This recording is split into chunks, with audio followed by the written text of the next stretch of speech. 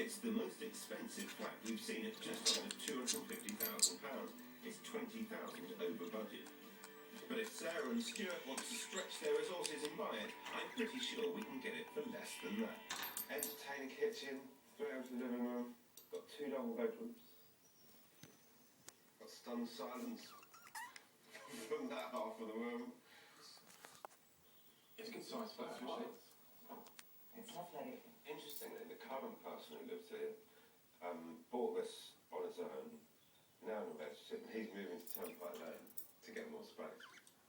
Did we do that before or after? That's the decision they have to make. Move a bit further out and get as big a property as they can afford now, or buy somewhere for their current lives and hope they can afford to make the move in a few years' time. Okay. I really like But it. you don't like the outside.